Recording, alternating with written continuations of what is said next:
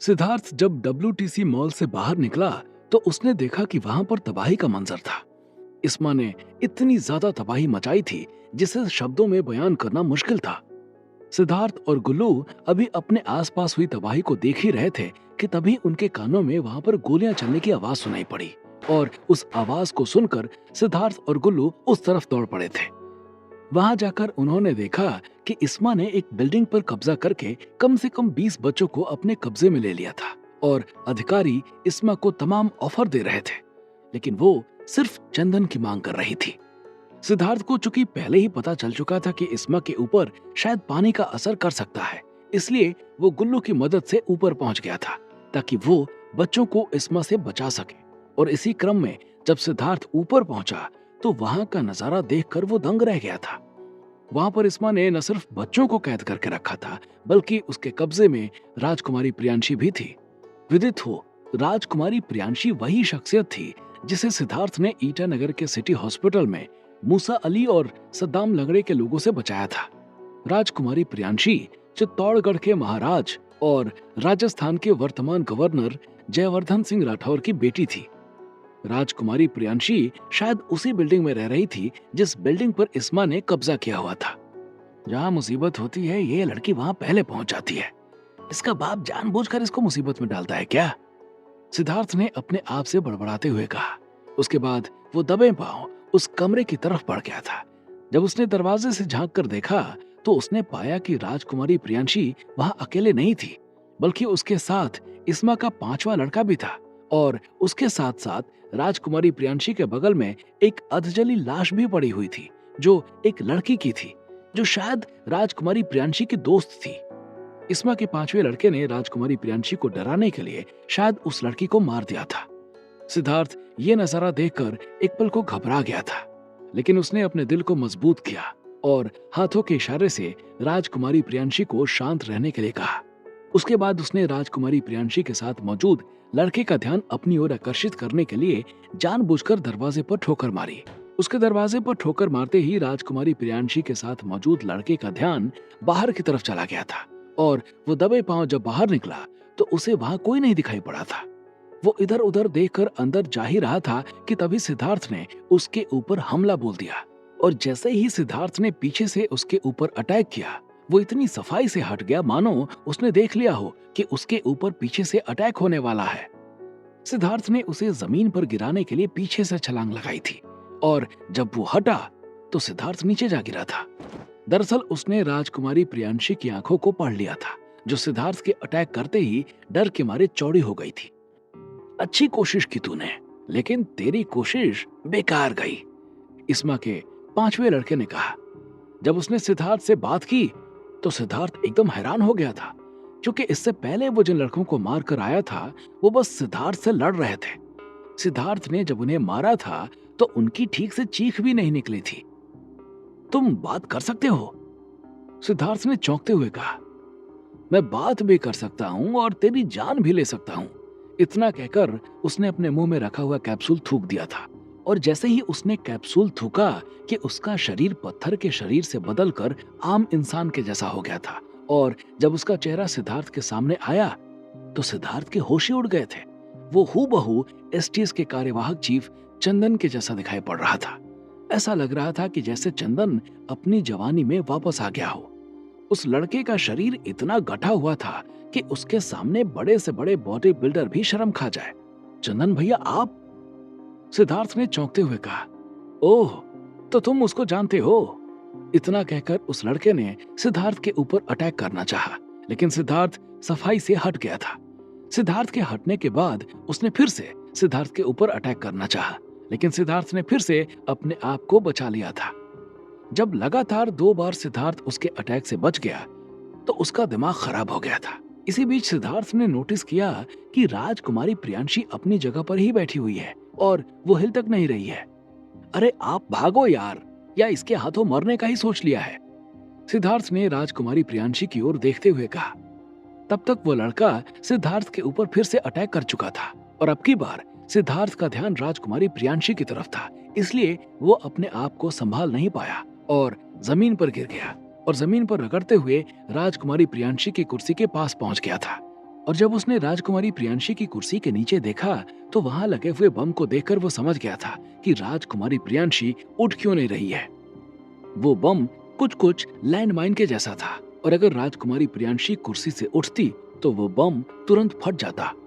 विदित हो इस्मा पहले एसटीएस में रह चुकी थी और उसने ग्राउंड जीरो पर काम किया था, इसलिए उसे बम वगैरह के बारे में अच्छी जानकारी थी।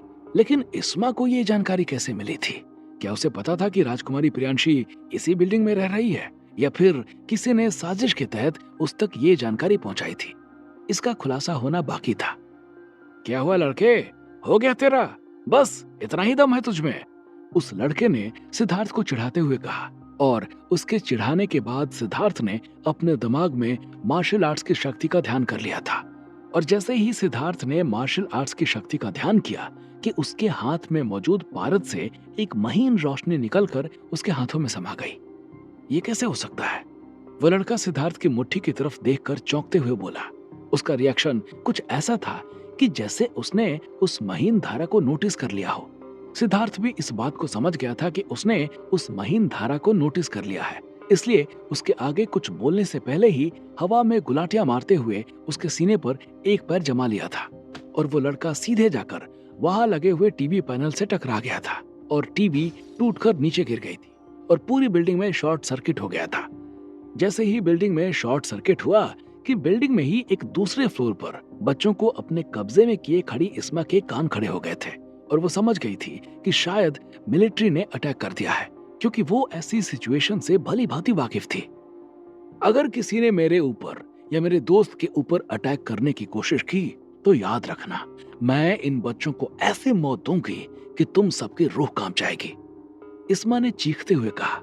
इस्मा की आवाज इतनी तेज थी कि नीचे खड़े सभी लोगों को उसकी आवाज सुनाई पड़ी और वो सब के सब कांप गए थे, क्योंकि उन सभी लोगों ने अभी कुछ देर पहले ही इस्मा के द्वारा फैलाई गई तबाही का मंजर देखा था। जिन पेरेंट्स के बच्चे इस्मा के कब्जे में थे उन्होंने शोर मचाना शुरू कर दिया था। उसमें से कुछ कलेक्टर असित कुमार उसके साथ साथ एसटीएस के अधिकारियों के साथ झगड़ा कर रहे थे और कुछ लोग रो रहे थे। भीड़ में मौजूद लोग भी प्रशासन को ही गाली दे रहे थे। मीडिया भी पुलिस और प्रशासन की ही धज्जियां उड़ा रही थी कि उन्होंने बच्चों की जान बचाने के बजाय इस्मा को पकड़ने में अपना ध्यान केंद्रित कर रखा है, जबकि असलियत से वाकिफ कोई नहीं था कि असल में हो क्या रहा है।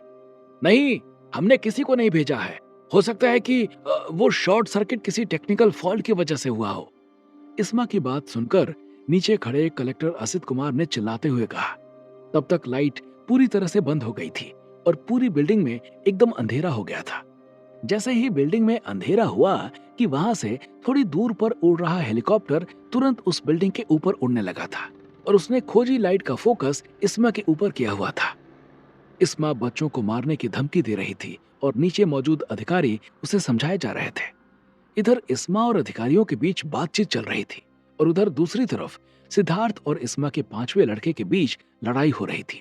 वो दोनों लड़ते लड़ते हॉल में पहुंच गए थे और दोनों एक दूसरे पर जमकर हमला कर रहे थे। जब सिद्धार्थ को लगा कि वो उस लड़के के सामने कमजोर हो चला है तो सिद्धार्थ ने फिर से पारद का आवाहन किया और उसके हाथ से फिर से एक रोशनी निकली और उसकी मुट्ठी में समा गई थी। इसके बाद सिद्धार्थ ने उस मुट्ठी से उस लड़के के ऊपर अटैक किया और सिद्धार्थ की मुट्ठी सीधा जाकर उस लड़के के सीने से टकरा गई थी और उसकी पसलियों के टूटने की आवाज वहां गूंज गई थी। तड़ाक की आवाज के साथ उसकी चीख निकल गई थी। सिद्धार्थ ने उसे संभलने का मौका नहीं दिया था और उसके ऊपर दोबारा अटैक कर दिया था और उसके दोबारा अटैक करने के बाद वो लड़का दरवाजे को तोड़ते हुए उस कमरे में पहुंच गया था जहां पर राजकुमारी प्रियांशी बंधक बनी हुई थी। उसने आओ देखा न ताओ झट से राजकुमारी प्रियांशी के गले को पीछे से अपने हाथों के बीच जकड़ लिया और चीखते हुए बोला, अगर अब तुम एक भी कदम आगे बढ़े तो याद रखना कि इसको उड़ा दूंगा मैं। उसकी इस धमकी से सिद्धार्थ अपनी जगह पर जड़वत खड़ा हो गया था। अब उसे कोई रास्ता नहीं सूझ रहा था। ऊपर उड़ रहे हेलीकॉप्टर की लाइट से हल्की हल्की रोशनी वहां पर आ रही थी, जिसकी वजह से सिद्धार्थ को राजकुमारी प्रियांशी का डरा हुआ चेहरा दिखाई दे रहा था। तेरी दुश्मनी एसटीएस से है, इसलिए मुझसे लड़ो और प्रियांशी को जाने दो, सिद्धार्थ ने उस लड़के की ओर देखते हुए कहा। और जब उस लड़के ने सिद्धार्थ की बात सुनी तो उस लड़के के चेहरे पर हंसी आ गई थी। तो इस लड़की की इंपॉर्टेंस तुम भी जानते हो, बढ़िया है, चलो अब घुटने के बल बैठ जाओ। उस लड़के ने सिद्धार्थ को धमकी देते हुए कहा। उसकी धमकी सुनकर सिद्धार्थ ने अपने होंठ काट लिए थे। वो समझ गया था कि उसने प्रियांशी का नाम लेकर कितनी बड़ी गलती कर दी है, लेकिन अब पछताने से कुछ नहीं होने वाला था। सिद्धार्थ ना चाहते हुए भी अपने घुटनों के बल बैठ गया था। अभी सिद्धार्थ घुटनों के बल बैठा ही था कि आसमान में एक जोर की बिजली कड़की और वहां पर उजाला हो गया था। सिद्धार्थ, उस लड़के और इस्मा समेत वहां पर जितने भी लोग खड़े हुए थे, इतनी भयानक बिजली के कड़कने से घबरा गए थे। सिद्धार्थ इससे पहले कि कुछ समझ पाता कि उसे अपने सामने एक परछाई दिखाई पड़ी और वो उस पर कुछ रिएक्ट करता, तब तक राजकुमारी प्रियांशी उस कुर्सी से गायब हो गई थी। ये सब इतनी तेज रफ्तार से हुआ था कि सिद्धार्थ और उस लड़के किसी को भी पलक झपकाने का मौका नहीं मिला था। जैसे ही राजकुमारी प्रियांशी उस कुर्सी से उठी कि कुर्सी में नीचे लगा हुआ बम बीप बीप की आवाज करने लगा था, और जब तक सिद्धार्थ या वो लड़का संभलता कि एक जोर के धमाके से पूरी बिल्डिंग हिल गई थी, और उसका धमाका इतनी तेज था कि वहां पर सभी लोगों को लगा कि उनके कान के पर्दे फट गए हैं। उस धमाके की भयावहता ने सभी को कपा दिया था। सिद्धार्थ धमाके की वजह से उस फ्लोर से उड़ गया था। सिद्धार्थ ने जब अपनी आंखें खोली तो अपने आप को जमीन पर पड़ा हुआ पाया। उसके अगल बगल मलबों का ढेर पड़ा हुआ था, जो शायद विस्फोट होने की वजह से हुआ था। उसके मुंह में और कान नाक में धूल भर गई थी। सिद्धार्थ किसी तरह खांसता हुआ उठा, और जैसे ही वो एक कदम आगे बढ़ा कि उसके कानों में एक चीखती हुई आवाज सुनाई पड़ी। अब तुम नहीं बचोगे सिद्धार्थ। पहले तुम्हारी वजह से मैंने अपने भाइयों को खोया और आज अपने बेटे को। वो आवाज इस्मा की थी, जो उस बिल्डिंग के ऊपरी फ्लोर पर खड़ी चीख रही थी। जब सिद्धार्थ के कानों में ये आवाज सुनाई पड़ी तो उसने इस्मा की ओर देखा, लेकिन इससे पहले कि वो इस्मा को कोई रिप्लाई देता कि उसे अपने सिर पर किसी भारी चीज के टकराने का एहसास हुआ और वो नीचे गिर गया था। आखिर किसने बचाया था राजकुमारी प्रियांशी को? क्या सिद्धार्थ की मदद करने के लिए आ गया है कोई और क्या किया इस्मा ने उन बच्चों के साथ? क्या इस्मा ने मार दिया है उन्हें? और कौन है वो आदमी जिसने सिद्धार्थ के ऊपर किया है अटैक? क्या सिद्धार्थ के ऊपर आ चुकी है कोई नई मुसीबत? और आखिर क्यों मिल रहा था इस्मा के पांचवें लड़के का चेहरा चंदन के साथ? क्या होंगे इन सभी सवालों के जवाब? हमें कमेंट करके जरूर बताएं, और आगे की कहानी जानने के लिए सुनते रहिए भूमिपुत्र, सिर्फ पॉकेट एफएम पर।